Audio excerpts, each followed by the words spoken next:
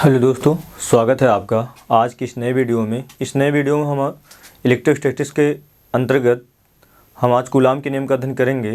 Electrostatics के अंतर्गत हम दो वीडियो का अध्ययन कर लिए हैं। पहले में चार्ज के विषय में अध्ययन किए, चार्ज के कुछ बेसिक गुणों का अध्ययन किए हैं, और दूसरे लेक्चर में हमने आवेशन की प्रक्रियाओं को, किसी भी पदार्थ को किस प्रकार से हम आवेशित कर सकते हैं, उसका अध्ययन किए हैं। और इस वीडियो में हम कूलाम के नियम का अध्ययन करेंगे। कूलाम का नियम क्या होता है और उस पर कुछ इम्पोर्टेंट सवालों को देखते हैं। कूलाम का नियम, कूलॉम्स लॉ, कूलाम का नियम। कूलाम का नियम किन्हीं दो स्थिर बिंदु आवेशों के लिए लागू होता है। इसके लिए सबसे महत्वपूर्ण क्या है, कूलाम का जो नियम होता है किन्हीं दो स्थिर बिंदु आवेशों के लिए लागू होता है। स्थिर बिंदु आवेश क्या होते हैं, हम इन चीज़ों को इसको परिभाषित करने के बाद समझते हैं। हम मान लेते हैं पहला आवेश Q1 है, दूसरा Q2 है। इनके केंद्रों को मिलाने वाली रेखा जो होगी उसके बीच दूरी R है।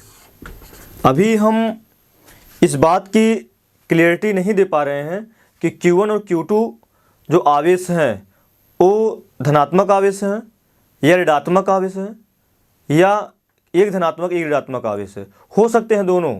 अगर दोनों धनात्मक होंगे तो सजातीय आवेश होगा, अगर दोनों ऋणात्मक होंगे तब भी वो सजातीय आवेश होगा, अगर एक धनात्मक और एक ऋणात्मक होगा तो वह विजातीय आवेश हो जाएगा। तो यहाँ से हो जाएगा, यदि हम इसको अगर Q1 और Q2 सजातीय आवेश हो, या तो दोनों प्लस हो या तो दोनों माइनस हो, हम जानते हैं कि किन्हीं दो सजातीय आवेशों के मध्य प्रतिकर्षण बल कार्य करता है। तो यहाँ से हो जाएगा, यदि Q1 Q2 पर बल लगाएगा तो Q1 को उसी तरफ धक्का देने का प्रयास करेगा, क्योंकि A इस पर बल लगाएगा, क्योंकि AB प्लस है तो Q2 को रिपल करने का प्रयास करेगा। यदि Q1 Q2 पर लगाएगा बल तो उसी दिशा में लगाएगा, तो हो जाएगा F21। ये F21 क्या बता रहा है, 1 के द्वारा, आवेश 1 के द्वारा 2 पर लगाया गया बल। उसी प्रकार से Q2 कूलाम का आवेश Q1 पर बल लगाएगा, उसको उसी तरफ धक्का देगा। धक्का देने में ये भी धनात्मक है, ये भी धनात्मक है, तो प्रतिकर्षित कर देगा। तो इस तरफ एक बल कार्य करेगा, Q2 Q1 पर एक बल लगाएगा, तो हो जाएगा F12, अर्थात आवेश 2 के द्वारा 1 पर लगाया गया बल। ये दोनों ऋणात्मक होंगे, ऋणात्मक में यही प्रक्रिया हो जाएगी। अगर दोनों धनात्मक होंगे, जैसे प्रक्रिया समझाए हैं, जो क्रियाविधि समझाया है वही क्रियाविधि, दोनों अगर ऋणात्मक होंगे वही क्रियाविधि होगी। यदि एक प्लस हो जाए और एक माइनस हो जाए, यदि एक प्लस हो, एक मानते हैं प्लस है, ये माइनस है, अगर ये प्लस होगा माइनस होगा, दोनों अट्रैक्शन होगा, उसको अपनी तरफ खींचने का प्रयास करेगा, एकदम अपनी तरफ लाने का प्रयास करेगा। इसका मतलब क्या हो जाएगा, यहाँ से Q1 Q2 है, Q1 Q2 पर एक बल लगाएगा जिसकी वजह से Q2 अपनी तरफ खींचने का प्रयास करेगा, तो हो जाएगा Q2 पर बल लगाएगा, और कौन लगाएगा, 1 लगाएगा। इसका मतलब आवेश Q1 के द्वारा Q2 पर लगाया गया बल। Q2 माइनस है और Q1, तो Q2 भी Q1 पर एक बल लगाएगा, वो भी अपनी तरफ उसको अट्रैक्ट करने का प्रयास करेगा। तो यहाँ से हो जाए 2 1 पर लगाएगा, अर्थात हो जाएगा F, हो जाएगा 1 2, अर्थात 2 के द्वारा 1 पर लगाया गया बल। यहाँ पर F21 1 के द्वारा 2 पर लगाया गया बल। ये बल आकर्षण बलों की प्रकृति है, ये बल प्रतिकर्षण। किन्हीं जब दो सजातीय आवेश होते हैं, चाहे वो प्लस प्लस हो चाहे माइनस माइनस हो, तो उनमें प्रतिकर्षण बल कार्य करता है, अर्थात तो वस्तुओं को आपस में प्रतिकर्षित करने का प्रयास करते हैं। यदि एक धनायन और एक ऋणायन हो तो वस्तुओं को आपस में आकर्षित करने का प्रयास करते हैं। इसका मतलब कूलाम के नियम में आकर्षण और प्रतिकर्षण दोनों बल कार्य कर सकते हैं, लेकिन एक बार में एक ही बल कार्य कर सकता है, क्योंकि वे या तो सजातीय होंगे या तो विजातीय होंगे। यदि वह सजातीय होगा तो प्रतिकर्षण बल कार्य करेगा, यदि वह विजातीय होगा तो आकर्षण बल कार्य करेगा। तो कूलाम का जो नियम होता है वो किन्हीं दो स्थिर बिंदु आवेशों के लागू होता है। क्या कहेंगे, किन्हीं दो स्थिर बिंदु आवेशों के मध्य कार्य करने वाला आकर्षण अथवा प्रतिकर्षण बल। आकर्षण तथा नहीं कहेंगे, आकर्षण और नहीं कहेंगे, क्योंकि अगर कह देंगे तो दोनों एक ही साथ कार्य करने लगेंगे, जबकि आवेश या तो सजातीय हो सकता है या तो विजातीय। क्या कहेंगे, किन्हीं दो स्थिर बिंदु आवेशों के मध्य कार्य करने वाला आकर्षण अथवा प्रतिकर्षण बल इन दोनों आवेशों के मात्राओं के गुणनफल के क्या हो जाएगा, समानुपाती अथवा अनुगुणनपाती होता है। और यह बल अर्थात वही आपका आकर्षण तो प्रतिकर्षण बल, और यह बल इन दोनों आवेशों के बीच की दूरी के वर्ग के व्युत्क्रमानुपाती होता है, तथा यही बल उन दोनों आवेशों को, इन दोनों आवेशों को मिलाने वाली रेखा की सदिश होता है।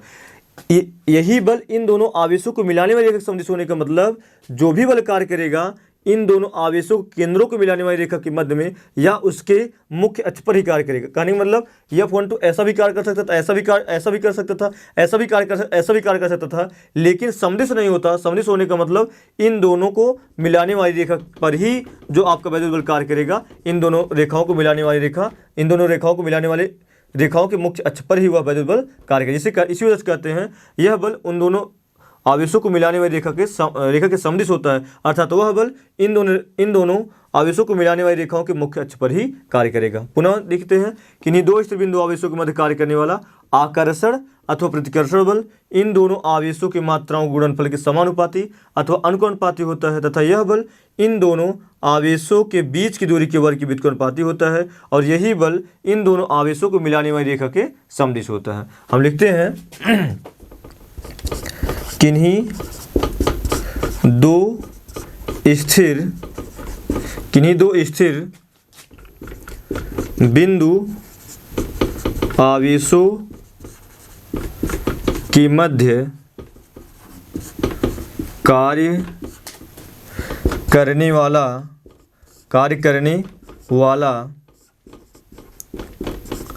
आकर्षण अथवा प्रतिकर्षण बल, आकर्षण अथवा प्रतिकर्षण बल, आकर्षण अथवा प्रतिकर्षण बल उन दोनों आवेशों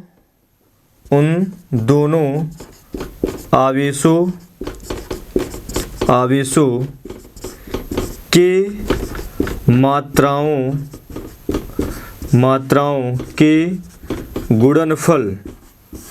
गुणनफल के समानुपाती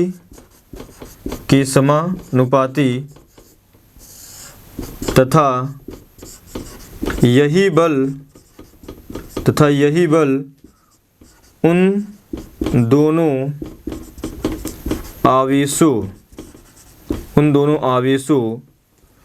के बीच की दूरी के वर्ग के व्युत्क्रमानुपाती, बीच की दूरी के वर्ग के व्युत्क्रमानुपाती होता है, तथा यह बल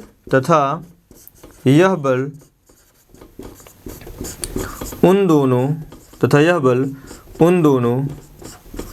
आवेशों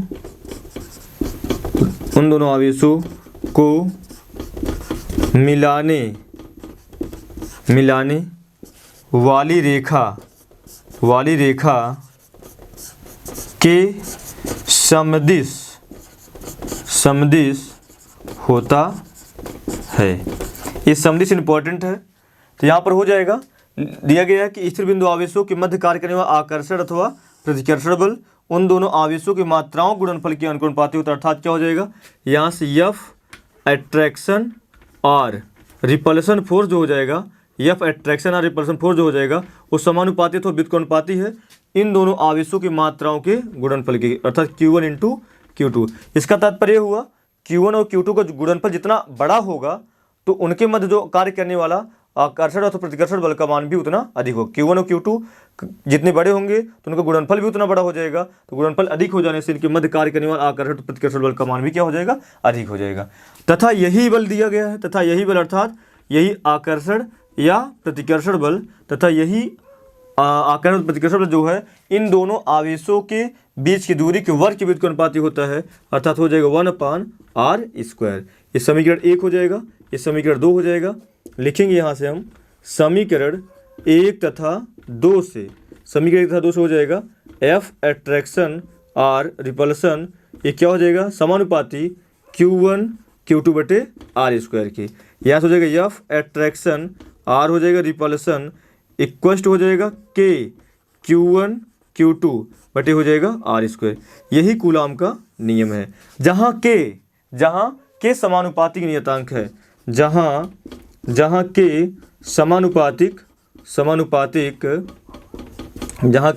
समानुपातिक नियतांक है। K बराबर होता है 1/r²। 4 pi epsilon. जहाँ एप्सिलॉन है, जहाँ एप्सिलॉन माध्यम की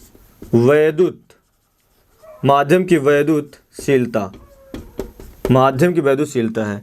इसका मतलब जहाँ के समानुपातिक नियतांक है जो माध्यम पर निर्भर करता है, के बराबर होता है 1/4 पाई एप्सिलॉन होता है, जहाँ एप्सिलॉन की माध्यम की वैद्युतशीलता। इसका तात्पर्य हुआ जो आपका एफ अट्रैक्शन और रिपल्सन फोर्स है वो समानुपातिक नियतांक पर निर्भर करता है, और समानुपातिक जो नियतांक है वो माध्यम की वैद्युतशीलता पर निर्भर करता है। अर्थात माध्यम की वैद्युतशीलता आपका निर्वात भी हो सकता है, वायु भी हो सकता है, कांच भी हो सकता है, मोम भी हो सकता है, धातु भी हो सकता है। जैसा वो रहेगा तो माध्यम की वैद्युतशीलता में जिसका मान सबसे कम होगा उसके समानुपातिक नियतांक का मान अधिक होगा। जब समानुपातिक नियतांक का मान अधिक हो जाएगा तो एफ अट्रैक्शन और रिपल्सन फोर्स का मान अधिक। इसका मतलब एफ अट्रैक्शन और रिपल्सन फोर्स मीन्स आकर्षण अथवा प्रतिकर्षण बल या वैद्युत बल को अधिकतम होने के लिए समानुपातिक नियतांक का अधिकतम होना अति आवश्यक है, और समानुपातिक नियतांक जब अधिक होगा तो माध्यम की वैद्युतशीलता का मान न्यूनतम होना आवश्यक है। इसका मतलब आपका आकर्षण प्रतिकर्षण बल समानुपातिक नियतांक पर निर्भर करता है, और समानुपातिक नियतांक हो जाएगा वो माध्यम की वैद्युतशीलता पर निर्भर करता है। पुनः हम देख लेते हैं जो कूलाम का नियम है, यहाँ से हो जाएगा के का जो वैल्यू होता है वो 9 × 10⁹ हो जाएगा। के 9 × 10⁹ हो जाएगा न्यूटन × मीटर स्क्वायर बटे कूलम स्क्वायर हो जाएगा। यहाँ से जो कूलाम का नियम क्या होता है, किन्हीं दो स्थिर बिंदु आवेशों के मध्य कार्य करने वाला, स्थिर बिंदु आवेश कहना बहुत जरूरी है, इसको इसके बाद हम एक्सप्लेन करते हैं स्थिर बिंदु आवेश क्यों कहना जरूरी है।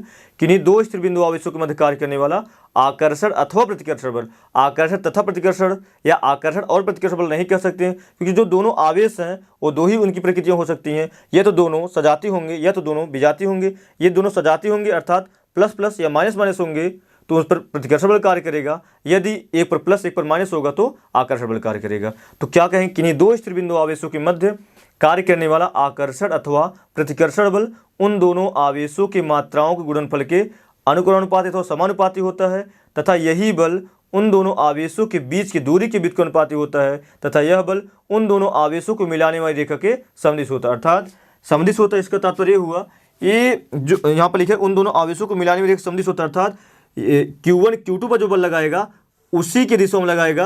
अर्थात इन दोनों आवेशों को मिलाने वाले इन दोनों आवेशों केंद्रों को मिलाने वाली रेखा में ही लगाएगा, अर्थात उसके मुख्य अक्षों पर लगाएगा। इसका तात्पर्य कदापि नहीं होता यहाँ पर बल लग गया यहाँ पर लग गया, ऐसा नहीं होगा। समदिश होने का तात्पर्य उसके मुख्य अक्ष पर ही कार्य करना चाहिए।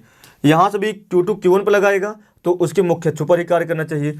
तो Q2 इस पर लगा रहा है तो बल कौन सा हो जाए, F12। इसका मतलब दो आवेश 2 के द्वारा आवेश 1 पर लगाया गया बल है। यहाँ पर F21 मतलब आवेश 1 के द्वारा आवेश 2 पर लगाया गया बल है। ये दोनों बल आपकी प्रतिकर्षण है, ये क्या है आपका आकर्षण है, दोनों में से एक ही बल कार्य करेगा।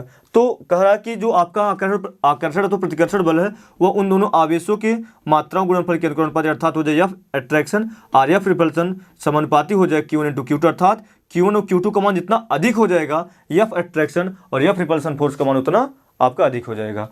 यही बल उन दोनों आवेशों के बीच दूरी के बल की व्युत्क्रमानुपाती होता है। इसका तात्पर्य होगा जो बीच की दोनों आवेशों के बीच दूरी है जितना कम हो जाएगा आकर्षण और प्रतिकर्षण बल का मान उतना अधिक हो जाएगा। अर्थात ये जितने इनके बीच दूरी जितना कम हो जाएगा आकर्षण का बल का मान उतना अधिक हो जाएगा, और प्रतिकर्षण बल का मान भी उतना, इस बीच की दूरी जितना कम आकर्षण बल उतना अधिक, प्रतिकर्षण बल उतना अधिक हो जाएगा।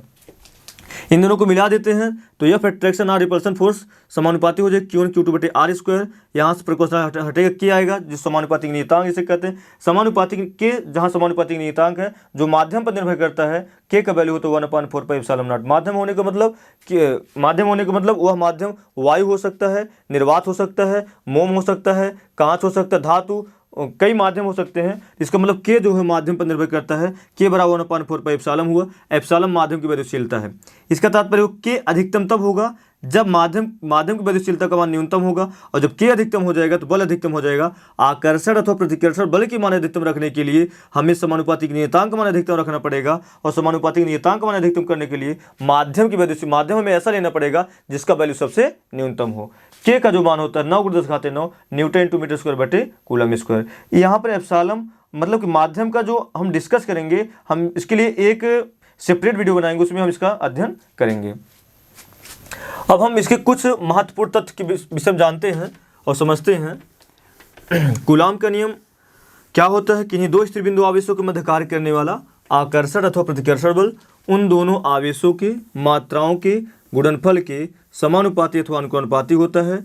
समानुपाती अथवा अनुपाती होता है तथा यही बल उन दोनों आवेशों को मिलाने वाली रेखा के बीच की दूरी के वर्ग के व्युत्क्रमानुपाती होता है और यह बल उन दोनों आवेशों को मिलाने वाली रेखा के सदिश होता है। अर्थात एफ अट्रैक्शन और रिपल्सन फोर्स इक्वल टू के Q1 Q2 बटे आर स्क्वायर, जहाँ के समानुपातिक नियतांक जो माध्यम पर निर्भर करता है। यदि के का वैल्यू अधिकतम होगा तो उसके दोनों आवेशों के मध्य कार्य करने वाले आकर्षण और प्रतिकर्षण बल का मान अधिकतम होगा। के तभी अधिकतम होगा जब माध्यम की वैद्युशीलता का मान न्यूनतम होगा।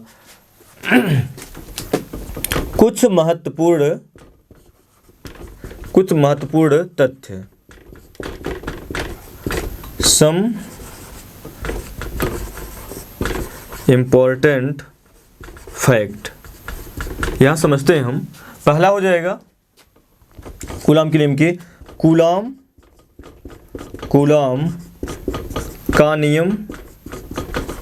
का नियम स्थिर बिंदु आवेशों के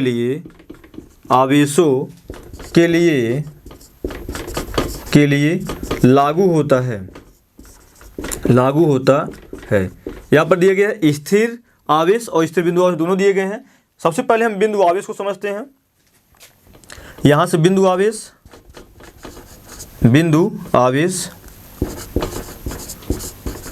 पॉइंट चार्ज, ये हो जाएगा बिंदु आवेश पॉइंट चार्ज। बिंदु आवेश होने का मतलब यहाँ से लिखेंगे कि यदि किसी आवेशित वस्तु का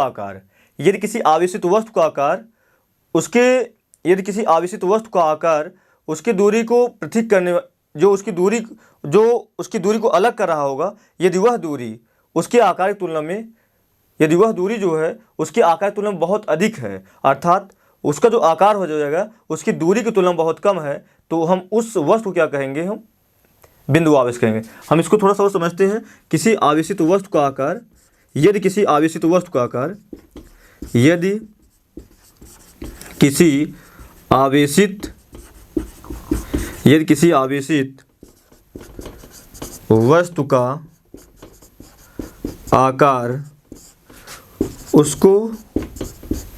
वस्तु का आकार उसको पृथक करने वाले दूरी की तुलना में नगण्य हो तो उसकी दूरी की तुलना में बहुत सूक्ष्म हो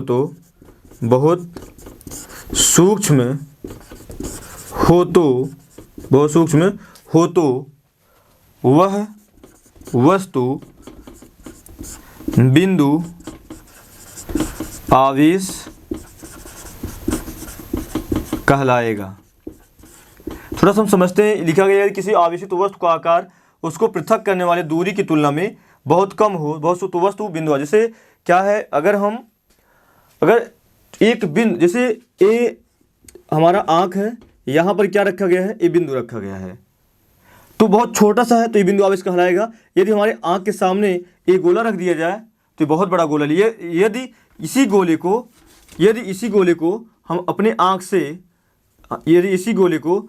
आँख से कितना दूरी पर रख देते हैं? ये पहले यहाँ से 1 मीटर दूरी पर था, अब यही है आपका 10 मीटर दूरी पर हो गया। अब यही गोला क्या हो जाएगा? हमने क्या, उस वस्तु का आकार उसको पृथक करने वाली लंबाई की तुलना में क्या हो? बहुत। अभी क्या हुआ? ये 10 मीटर का हो गया। ये कितना था आपका? 1 मीटर त्रिज्या का गोला था। इसका मतलब अब ये क्या हुआ? इसकी दूरी की तुलना में क्या हो गया? बहुत छोटा हो गया। अब यही क्या हो जाए? बहुत सूक्ष्म है। यही अब बिंदु क्या कहलाएगा? बिंदु आवेश कहलाएगा।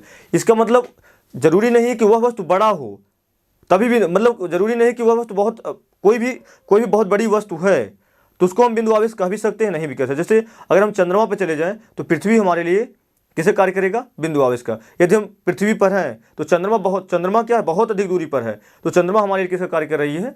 बिंदु आवेश का। तारे हैं, तारे जो सूर्य से बहुत बड़े हैं, तो वे हम यहाँ से देखते बहुत छोटे छोटे दिखाई देते हैं, वे हमारे लिए बिंदु आवेश से कार्य करती है। इसका तात्पर्य क्या हुआ कि जिस वस्तु की बात कर रहे हैं, जिस पर्टिकुलर वस्तु की बातें कर रहे हैं, यदि वो हमारे नेत्रों के सामने अत्यंत निकट आ जाएगी, हो सकता हो बहुत बड़ा दिखाई दे, तो बिंदु आवेश नहीं होगा। लेकिन वह वस्तु उसके आकार की तुलना में इतना अधिक दूरी पर है, तो हम कह सकते हैं इसकी दूरी उसके आकार से जो जहाँ पर स्थित है वो बहुत अधिक दूरी पर है, उसके आकार की तुलना में बहुत अधिक है, तो हम क्या कहेंगे, वह वस्तु जो हो जाएगा बिंदु आवेश कहलाएगा। अर्थात बिंदु आवेश को परिभाषित करने के लिए, किसी वस्तु को बिंदु आवेश कहने के लिए दूरी पर निर्भर कर सकता है।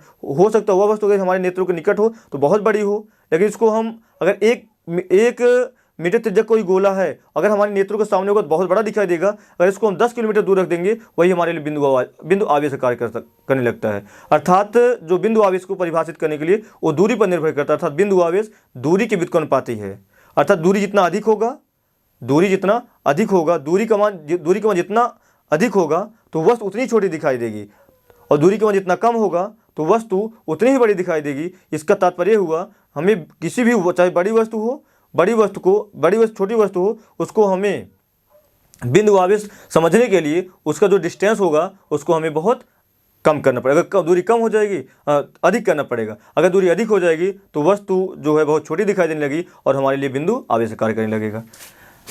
दूसरा यहाँ पर दिया गया, हम समझ लीजिए बिंदु आवेश क्या होता है। उम्मीद है आप सभी को समझ में आएगा। यदि किसी आवेशित वस्तु का आकार उसको पृथक करने वाली दूरी की तुलना में बहुत सूक्ष्म हो तो वह वस्तु बिंदु आवेश कहलाता है।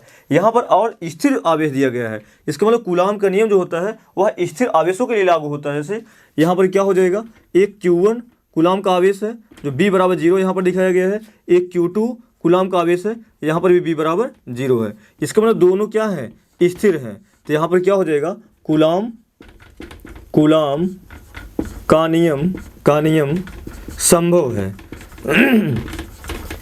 कूलाम का नियम संभव है। स्टेप नंबर 1 हो जाएगा, स्टेप नंबर 1 ये कूलाम के नियम संभव। दूसरा हो जाएगा स्टेप नंबर, यहाँ से स्टेप नंबर हो जाएगा 2 हो जाएगा। यदि Q1 यहाँ पर है और V गतिशील है, यहाँ से Q2 है, Q2V ये भी क्या है, गतिशील है। अब यहाँ पर किसी भी वेग, चाहे वो नियत वेग से गतिमान हो, चाहे वो परिवर्ती वेग से गतिमान हो, लेकिन गतिमान होना चाहिए। इस स्थितियों में कूलाम का नियम संभव नहीं होता है। कूलाम का नियम संभव नहीं है। तीसरा हो जाएगा स्टेप नंबर 3 हो जाएगा। स्टेप नंबर 3 हो जाएगा, यदि आवेश Q1 विरामावस्था में गति नहीं कर रहा है और आवेश Q2 गति कर रहा है, तो इस स्थितियों में इस पर कूलाम के नियम संभव हो जाएगा। कूलाम के नियम को संभव करने के लिए किन्हीं दो आवेशों में से एक आवेश का स्थिर रहना अति आवश्यक है। दोनों आवेश स्थिर हो सकते हैं तब भी कूलाम का नियम, दोनों आवेशों में से एक आवेश अगर स्थिर, एक आवेश गतिमान है तब भी कूलाम का नियम संभव है। लेकिन जब दोनों गतिशील हो जाएंगे तब अब कूलाम का नियम संभव नहीं होगा। तो स्थिर बिंदु आवेश क्या होते हैं, यही यदि किसी आवेशित वस्तु का आकार उसको पृथक करने वाली दूरी की तुलना में बहुत सूक्ष्म होते हैं, बिंदु आवेश कहलाता है। स्थिर आवेश की बातें करते हैं, ये दोनों आवेश स्थिर हैं तो कूलाम के नियम संभव है। ये दोनों आवेशों में से एक आवेश स्थिर, एक आवेश गतिमान है तब भी कूलाम के नियम संभव है। ये दोनों आवेश गतिशील हो, गतिमान हो तो कूलाम के नियम संभव नहीं होता है। ये पहला इंपॉर्टेंट फैक्ट था। दूसरा हो जाएगा यहाँ पर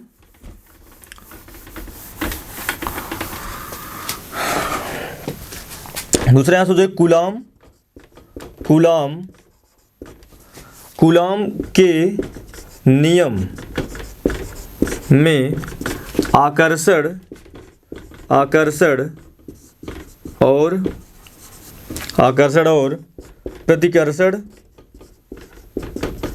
आकर्षण और प्रतिकर्षण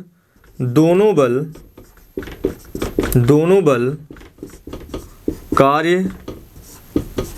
करते हैं, लेकिन दोनों एक साथ नहीं। अर्थात कूलाम के नियम में आकर्षण और प्रतिकर्षण दोनों बल कार्य करते हैं लेकिन एक साथ नहीं। तो यदि आवेश कूलाम के नियम में यदि आवेश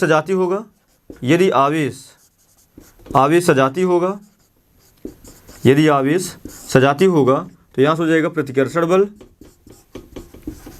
प्रतिकर्षण बल, ये दोनों आवेश विजातीय होंगे, ये दोनों आवेश विजातीय होंगे, तो यहाँ से हो जाएगा आकर्षण बल। अर्थात दूसरा इंपॉर्टेंट फैक्ट क्या है, कूलाम के नियम में कूलाम के नियम में जो वैद्युत बल कार्य करता है वह आकर्षण और प्रतिकर्षण दोनों प्रकृति का होता है, लेकिन दोनों एक साथ कार्य नहीं कर सकते हैं। यदि दोनों आवेश सजातीय होंगे तो प्रतिकर्षण बल कार्य करेगा, यदि दोनों विजातीय होंगे तो आकर्षण बल कार्य करेगा। यहाँ से दूसरा हो जाएगा कूलाम का नियम, कूलाम का नियम न्यूटन के तृतीय नियम का पालन करता है। इंपॉर्टेंट फैक्ट हो जाएगा, कूलाम का नियम न्यूटन तृतीय नियम का पालन करता है। अर्थात जैसे यहाँ पर एक Q1 आवेश है, यहाँ पर क्या हो जाएगा Q2 आवेश है, इनके केंद्रों के बीच दूरी r हो जाएगा। यहाँ से Q1 Q2 पर एक बल लगाएगा, वह बल क्या हो जाएगा F21 हो जाएगा। Q2 Q1 पर एक बल लगाएगा, वह बल हो जाएगा F12, अर्थात 2 के द्वारा 1 पर लगाया गया बल, यहाँ पर 1 के द्वारा 2 पर लगाया गया बल। ये दोनों बलों का जो परिमाण होगा F12, ये मान दिशा सहित है, यहाँ से हो जाएगा F12 इक्वल टू हो जाएगा F21। ये दोनों बलों का परिमाण आपस में बराबर है, लेकिन जो दिशा है F21 अर्थात 2 के द्वारा 1 पर लगाया गया जो बल की दिशा हो जाएगी 2 से 1 की तरफ होगी। F21 और F21 को 1 के द्वारा 2 पर लगाएगा बल की दिशा हो जाएगी 1 से 2 की तरफ हो जाएगी। इसका मतलब ये परिमाण में क्या है, समान है, लेकिन दिशा क्या है, विपरीत है। इसका मतलब ये दोनों बलों का परिमाण क्या है, समान है, लेकिन दिशा क्या है, विपरीत है। यही क्या होता है, एक्शन फॉर रिएक्शन, प्रत्येक क्रिया के बराबर विपरीत प्रतिक्रिया, यही आपका दिया गया है। यही क्या होता है, न्यूटन का तृतीय। अर्थात कूलाम के नियम भी प्रत्येक क्रिया के बराबर विपरीत प्रतिक्रिया के रूप में बल लगाता है, जिससे कहते हैं न्यूटन का तृतीय नियम। अर्थात कूलाम के नियम न्यूटन के तृतीय नियम का पालन करता है। यहाँ से हो जाएगा तीसरा हो जाएगा, यहाँ से ये तीसरा है, ये चौथा हो जाएगा, ये दूसरा है। तो कूलाम का नियम, कूलाम के, या ऐसा कह सकते हैं हम वैद्युत बल कोष्टक में कूलाम बल, जो कूलाम के नियम से प्राप्त होता है। कूलाम बल, वैद्युत बल या कूलाम बल एक केंद्रीय बल होता है। इलेक्ट्रोस्टैटिक, यहाँ से हो जाएगी electric force is a central force, एक केंद्रीय बल होता है। अर्थात समझते हैं हम, एक Q1 कूलाम का आवेश यहाँ पर है और Q2 कूलाम का आवेश यहाँ पर है। अब इन दोनों को केंद्रों को मिलाने वाली रेखा के बीच दूरी r है। यदि इस पर बल लगाएगा तो इसी दिशा में लगाएगा, इसके जो केंद्र है मुख्य अक्ष के ही दिशा में, ऐसा बल नहीं लगाएगा, नहीं ऐसा बल लगाएगा तो ऐसा ही बल लगाएगा, और 2 इस पर लगाएगा तो उसी दिशा में लगाएगा।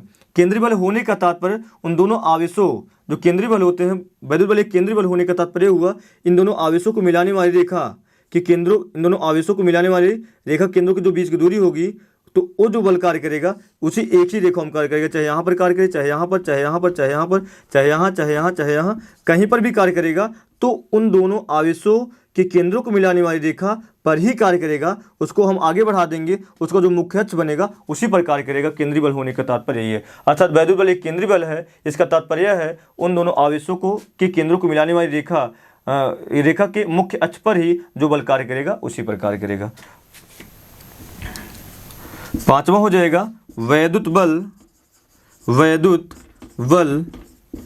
एक संरक्षी बल होता है, एक संरक्षी बल होता है। अर्थात इलेक्ट्रिक फोर्स जो होता है कंजर्वेटिव फोर्स होने का मतलब वैद्युत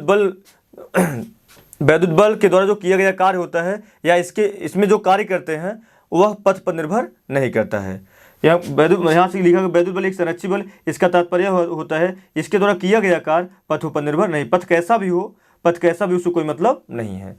तो एक कूलाम के नियम के कुछ महत्वपूर्ण तथ्य, पहला था कूलाम का नियम जो होता है वह केवल स्थिर बिंदु आवेशों के लिए लागू होता है। स्थिर बिंदु आवेश के विषय में बता दिया गया, स्थिर आवेशों के विषय में बता दिया गया। ये दोनों आवेश स्थिर होंगे तब कूलाम का नियम संभव है। दोनों आवेशों में से एक स्थिर एक गतिमान तब भी कूलाम का नियम संभव है। ये दोनों गतिमान हो जाए कूलाम का नियम संभव नहीं होगा। दूसरा क्या हो जाएगा यहाँ से, दूसरा कूलाम के नियम में आकर्षण और प्रतिकर्षण दोनों बल कार्य करते हैं, लेकिन एक साथ दोनों बल कार्य नहीं कर सकते। ये दोनों सजातीय आवेश होंगे प्रतिकर्षण बल कार्य करेगा, ये दोनों विजातीय आवेश होंगे तो आकर्षण बल कार्य करेगा। तीसरा यहाँ से हो जाएगा कूलाम के नियम, न्यूटन के तृतीय नियम पालन करते हैं, जैसा कि आपको चित्रानुसार बताया गया है। वैद्युत बल एक केंद्रीय बल होता है, उसको भी मैंने चित्रानुसार आपको बताया। वैद्युत बल एक संरक्षी बल होता है, संरक्षी बल होने का तात्पर्य वैद्युत बल पथों पर निर्भर नहीं करता है। यही कूलाम का नियम है। अब इस पर हम कुछ अच्छे अच्छे न्यूमेरिकल्स देखते हैं।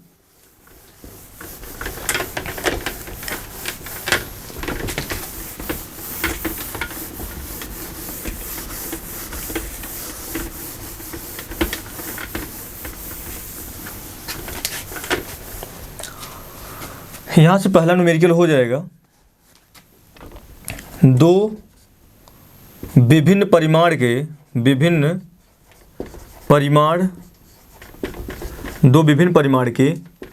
आवेश, दो विभिन्न परिमाण के सजातीय आवेश, दो विभिन्न परिमाण के सजातीय आवेश, दो विभिन्न परिमाण के सजातीय आवेश 0.1 मीटर की दूरी पर रखे गए हैं। इनके मध्य कार्य करने वाला प्रतिकर्षण बल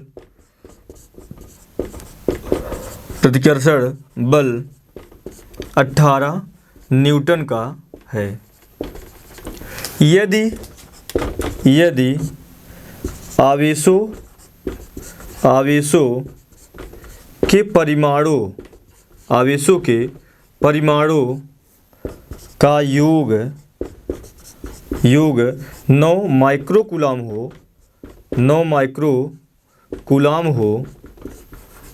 हो तो आवेश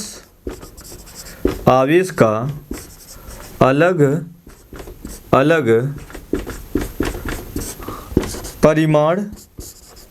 परिमाण ज्ञात कीजिए। क्वेश्चन दिया है, दो विभिन्न परिमाण के सजातीय आवेश है जो आपस 0.1 मीटर दूरी पर रखे गए हैं। उनके मध्य कार्य करने वाले प्रतिकर्षण बल का मान 18 न्यूटन है। यदि उन दोनों आवेशों का योग 9 माइक्रोकूलाम है तो अलग अलग परिमाण के अलग अलग आवेशों का मान जो होगा, आवेशों के परिमाणों को हमें ज्ञात करना है। जो अलग अलग आवेशों का परिमाण उससे हमें ज्ञात करना है। तो यहाँ से हो जाएगा, हल में दिया गया है, हम मान लेते हैं, माना दोनों आवेश Q1 तथा Q2 है। तो प्रश्नानुसार हो जाएगा Q1 प्लस Q2 बराबर हो जाएगा 9 माइक्रोकूलाम। समीकरण 1 9 माइक्रोकूलाम समीकरण 1 हो जाएगा।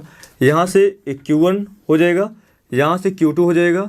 इनके बीच की दूरी R बराबर 0.1 मीटर है और प्रतिकर्षण बल कार्य कर रहा है, अर्थात यहाँ से हो जाएगा F21, यहाँ से हो जाएगा F12 प्रतिकर्षण बल कार्य कर रहा है। तो इनके मध्य जो प्रतिकर्षण बल कार्य कर रहा है वह कितना है? F रिपल्सन फोर्स दिया गया है 18 न्यूटन का। F रिपल्सन फोर्स कैसे निकालेंगे? कूलाम के नियम से हो जाएगा F repulsion force equal to हो जाएगा K हो जाएगा Q1 Q2 बटे क्या हो जाएगा R square. F repulsion force का मान कितना है? 18, तो हो जाएगा 18 और K का मान आपको बताया गया 9 × 10⁻9 और Q1 का मान Q1 × Q2 बटे R स्क्वायर 0.1, ये 0.1 है, 0.1 मतलब 10⁻⁻1 का होल स्क्वायर यहाँ से हो जाएगा। 9 दूना 18 हो जाएगा, 2 यहाँ से 10⁻9 Q1 Q2 बटे हो जाएगा 10⁻2। अब इसका मल्टीप्लाई यहाँ पर करेंगे तो 10⁻9 नीचे आएगा तो हो जाएगा 2 × 10⁻9 × 10⁻, यहाँ से हो जाएगा 2 हो जाएगा इक्वल टू Q1 Q2 हो जाएगा। इसको 2 × 10⁻11 हो जाएगा इक्वल हो जाएगा Q1 Q2 हो जाएगा। इसमें हम 10 से × 10 से भाग दे देंगे तो ये बनेगा 20, ये बन जाएगा 10⁻12 हो जाएगा Q1 Q2, ये समीकरण 2 हो जाएगा। हमें आवेश के मान को अलग अलग निकालना है। हमें Q1 प्लस Q2 दिया गया है और Q1 इंटू Q2 प्राप्त है। अगर हम Q1 माइनस Q2 का मान निकाल लेते हैं तो हम समीकरण 1 समीकरण 3 को घटा देंगे, तो यहाँ से हो जाएगा। हम जानते हैं Q1 माइनस Q2 इक्वल हो जाएगा अंडर रूट में हो जाएगा Q1 प्लस Q2 का whole square minus 4 Q1 into Q2। यहाँ से हो जाएगा Q1 प्लस Q2 का होल स्क्वायर, इसका जो Q1 प्लस Q2 को मान दिया 9 माइक्रोकूलम, 9 माइक्रोकूलम होने के बाद 9 गुणे 10 घात माइनस 6 हो जाएगा। यहाँ से 9 गुणे 10 घात माइनस 6 का whole square minus 4। Q1 into Q2 का मान 20 गुणे 10 घात माइनस 12 है, हो जाएगा यहाँ से 20 गुणे 10 की घात माइनस 12 हो जाएगा। यहाँ से लिखेंगे हम 81 गुणे 10 घात माइनस 12, 20 चौक 80 गुणे 10 घात माइनस 12 हो जाएगा। इसको हम लिख सकते हैं 81 माइनस 80 गुणे 10 घात माइनस 12 हो जाएगा। यहाँ से लिखेंगे हम 1 गुणे 10 की घात माइनस 12 हो जाएगा। इसे लिख सकते हैं 10 घात माइनस 1 गुणे 10 घात माइनस 6 पूरे का होल स्क्वायर, ओवरऑल निकल जाएगा 1 गुणे 10 घात माइनस 6 कूलाम इक्वल हो जाएगा 1 माइक्रो कूलाम। ये आ गया Q1 माइनस Q2 का वैल्यू। समीकरण बन जाएगा ये 3। लिखेंगे यहाँ से समीकरण 1 तथा 3 से, समीकरण 1 तथा 3 से हो जाएगा यहाँ से। तो समीकरण 1 कितना, Q1 प्लस Q2 बराबर 9 माइक्रोकूलम, Q1 माइनस Q2 बराबर 1 माइक्रोकूलम। यहाँ से कैंसिल हो जाएगा, 2Q1 बराबर जुड़ जाएगा 10, 2 पचे 10 हो जाएगा, अर्थात Q1 इक्वल टू 5 माइक्रोकूलम। लिखेंगे समीकरण 1 से, समीकरण 1 में यदि Q1 का मान, समीकरण 1 में यदि Q1 का मान 5 रखेंगे तो जाकर घट जाएगा, तो यहाँ से हो जाएगा Q2 का मान हो जाएगा 4 माइक्रोकूलम, अर्थात दोनों को जोड़ देंगे 4 5 9 हो जाएगा, 4 5 9। यही आपका अलग अलग जो आवेश थे उनके अलग अलग परिमाण, अर्थात जो Q1 का मान हो 5 माइक्रोकूलम हो जाएगा, Q2 का मान 4 माइक्रोकूलम हो जाएगा। आप इस वीडियो को पॉज करके जहाँ पर ना समझ में आए वहाँ पर आप देख भी सकते हैं। हम अगले क्वेश्चन तरफ चलते हैं। कूलाम के नियम पर आधारित कुछ और क्वेश्चनों का अध्ययन करते हैं।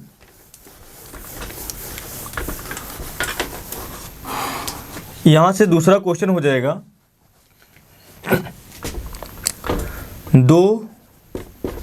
दो सर्वसम गोले ए और बी हैं। 2 सर्वसम गोले ए और बी हैं जिन पर उपस्थित आवेश, 2 सर्वसम गोले ए और बी हैं जिन पर उपस्थित आवेश 80/3 गुणे 10 घात माइनस 9 कूलाम तथा 160/3 गुणे 10 घात माइनस 9 कूलाम है। जो आपस में 0.1 मीटर की दूरी, जो आपस में 0.1 मीटर की दूरी पर रखे गए हैं, तो इनके मध्य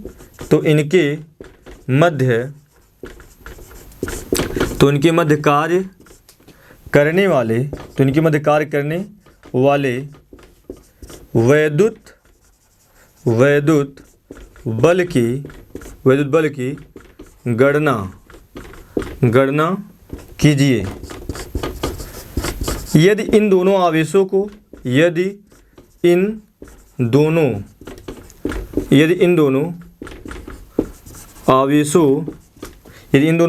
को आपस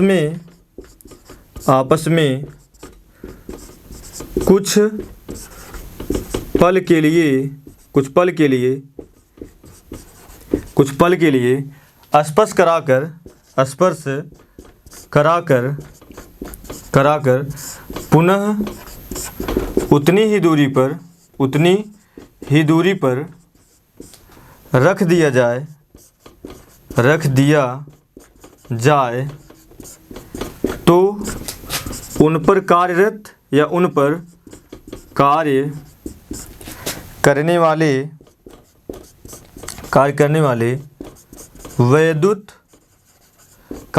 वैद्युत बल की गणना कीजिए। कार्य करने वाले वैद्युत बल की गणना कीजिए।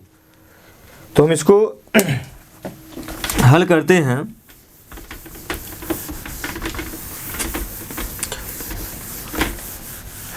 यहाँ दिए गए दो सर्वसम गोले ए और बी हैं, जिन पर उपस्थित आवेश 80/3 × 10⁻⁹ कूलम तथा 160/3 × 10⁻⁹ कूलम है, जो आपस में 0.1 मीटर दूरी पर रखे गए। अर्थात यहाँ से दिया गया है Q1 बराबर 80/3 × 10⁻⁹ कूलम, Q2 बराबर हो जाएगा 160/3 × 10⁻⁹ कूलम, R बराबर 0.1 मीटर। इनके मध्य कार्य करने वाले वैद्युत बल F एट्रैक्शन हमें ज्ञात करना है, F एट्रैक्शन या R F रिपल्सन फोर्स हमें ज्ञात करना है। तो सॉल्यूशन हो जाएगा, आपका गोला A है और ये गोला B है। इस पर Q1 बराबर 80/3 10⁻⁹ कूलम का आवेश है। इस पर Q2 160/3 × 10⁻⁹ कूलम का आवेश है। इन दोनों के बीच दूरी R बराबर 0.1 मीटर है। अब बल की गणना करनी है तो कूलम के नियम से हो जाएगा। कूलम के नियम से हो जाएगा F attraction R repulsion force के लिए क्या हो K Q1 Q2 बटे क्या हो जाएगा R²। तो यहाँ से K का जो वैल्यू होता है वो 9 × 10⁻⁹ होता है। Q1 का जो मान है, Q1 का मान 80/3 × 10⁻⁻⁹ 160/3 × 10⁻⁹ बटे में हो जाएगा 0.1 का, क्योंकि R 0.1 3 त्रिक का 9 हो जाएगा, ये 9 कैंसिल हो जाएगा। यहाँ से हो जाएगा, यहाँ से हम लिखेंगे तो 10⁻⁹ 16 160 × 80 हो जाएगा, 16 128 हो जाएगा और 00 बढ़ जाएगा। यहाँ 10⁻⁹ 10⁻⁻9 कैंसिल हो जाएगा, बचेगा 10⁻⁹9। इसको लिख सकते हैं हम मानक रूप में 1 2 3 लिखेंगे। 1.28 10⁻⁴ क्या हो जाएगा 4 हो जाएगा, इंटू 10⁻⁻9 हो जाएगा। यहाँ लिखेंगे 1.28 10⁻⁴ क्या हो जाएगा -5 हो जाएगा। यहाँ से F attraction R repulsion equal to क्या हो जाएगा न्यूटन। तो यहाँ पर क्या कर रहा है, यदि आवेश दो सर्वसम गोले ए और बी हैं, जिन पर उपस्थित आवेश 80/3 × 10⁻⁹ तथा 160/3 × 10⁻⁹ है, जो आपस 0.1 मीटर दूरी पर रखे गए हैं, तो इसके मध्य कार्य करने वाले वैद्युत बल की गणना करना है। तो वैद्युत बल आप कितना आया 1.28 × 10⁻⁵ न्यूटन। अब दूसरा क्वेश्चन इसी में कह रहा है, यदि इन दोनों आवेशों को क्षण भर के लिए आपस में स्पर्श करा दिया जाए और पुनः उसको उठाकर उतने दूरी पर रख दिया जाए तो वैद्युत बल की गणना कीजिए। तो दूसरी शर्त पहला क्वेश्चन था, और दूसरा हम क्वेश्चन देख लेते हैं, इसी के अंतर्गत है। तो दूसरा प्रश्नानुसार मान लेते हैं ए और बी गोले थे, इस पर Q1 आवेश है, इस पर Q2 आवेश है, इनकी बीच दूरी क्या हो जाएगा R हो जाएगा। इनकी बीच दूरी क्या है R है। इन दोनों को हम स्पर्श कराएंगे, जब स्पर्श कराएंगे तो A और यहाँ से क्या हो जाएगा B हो जाएगा। इस पर Q1 और इस पर Q2 कूलम का आवेश आ जाएगा। अब दोबारा इसको क्या करेंगे, स्पर्श कराकर पुनः उतनी दूरी पर रख देंगे। जब स्पर्श कराकर पुनः उतनी दूरी पर, जैसे आपको हम चालन विद्युत आवेशन बताए थे और ये सर्वसम दिया गया है, जब ऐसा कंडीशन होगा तो यहाँ पर A और गोला B हो जाएगा। इस पर आवेश चेंज हो जाएंगे। वही आवेश कैसे आएंगे, Q1 डैश हो जाएगा और Q2 डैश हो जाएगा। तो Q1 डैश जो हो जाएगा दोनों आवेशों के योग का आधा हो जाता है, तो जो Q1 + Q2/2 हो जाएगा। यहाँ से Q1 + Q2/2 हो जाएगा। यही मतलब स्पर्श कराकर पुनः उतनी दूरी पर रख दिया जाता है। तो इन्हीं दोनों के मध्य कार्य करने वाले वैद्युत बल की गणना हमें करनी है। तो यहाँ से हो जाएगा F एट्रैक्शन और रिपल्सन फोर्स बराबर हो जाएगा K हो जाएगा Q1 dash into Q2 dash बटे हो जाएगा R²। K Q1 डैश का मान Q1 + Q2/2 हो जाएगा, इंटू में Q1 + Q2/2 अपान में हो जाएगा R²। यहाँ हो जाएगा के Q1 प्लस Q2 का होल स्क्वायर बटे यहाँ से 4 हो जाएगा, इंटू में आर स्क्वायर हो जाएगा। के का वैल्यू 9 गुणे 10 घाते 9 हो जाएगा। यहाँ से लिखेंगे 80/3 प्लस 160/3 गुणे 10 की घात -9 पूरे का होल स्क्वायर अपान हो जाएगा 4 गुणे आर का जो वैल्यू दिया गया 0.1 दिया गया है, 0.1 मतलब 10 घाते -1 का होल स्क्वायर हो जाएगा। यहाँ से हो जाएगा 9 गुणे 10 घाते 9, 16 8 24, 240/3 गुणे 10 घाते -9 पूरे का होल स्क्वायर हो जाएगा। 3 8 24 80 हो जाएगा। यहाँ से बटे हो जाएगा 4 गुणे 10 घाते -1 का होल स्क्वायर हो जाएगा, मिस हो जाएगा 10 घाते -2 हो जाएगा। यहाँ से इसको लिखेंगे हम 9 गुणे 10 की घात 9, 6400 गुणे 10 घाते माइनस हो जाएगा। यहाँ से 18 हो जाएगा, बटे में हो जाएगा 4 गुणे 10 घाते -2 हो जाएगा। ये 16 बन जाएगा, 1600 हो जाएगा। तो 100 में 144 हो जाएगा और 10 घाते -2 से और 10 घाते -18 कैंसिल 10 घाते -16 हो जाएगा। यहाँ से तो लिखेंगे 100 में 144, 144 00 हो जाएगा। 10 घाते 9, 10 घाते 16, 10 घाते -7 लिखेंगे। यहाँ से ये हो जाएगा 1.44 10⁻⁻5 हो जाएगा न्यूटन। यही क्या हो जाएगा, एफ एट्रैक्शन और रिपल्सन फोर्स का, जब उन दोनों गोलों को स्पर्श करा करके हम पुनः उतनी दूरी पर रख देते हैं। उम्मीद है कूलाम का नियम और उस पर आधारित कुछ क्वेश्चन आपको समझ में आया होगा। हम अगले वीडियो में कुछ अच्छे क्वेश्चन लेंगे, जेईई नीट पर आधारित क्वेश्चन लेंगे। तब तक के लिए आप जो कुछ भी आपको लेक्चर पढ़ाया गया है उस लेक्चर को आप अच्छे से कई बार रिवीजन कीजिए। जब तक आप जितने लेक्चर दिए गए उसका नोट्स नहीं बनाएंगे, अच्छे से रिवीजन नहीं करेंगे, फार्मूले को तैयार नहीं करेंगे, तब तक आपका कॉन्सेप्ट क्लियर नहीं रहेगा। हाँ, उम्मीद है कि ये वीडियो आपको समझ में आया होगा और वीडियो देखने के बाद आपको वीडियो जैसा लगा आप उसी प्रकार से कमेंट में लिखिए, जिससे हम लोग और मोटिवेटेड हो कि अच्छे वीडियो लाने के लिए। धन्यवाद।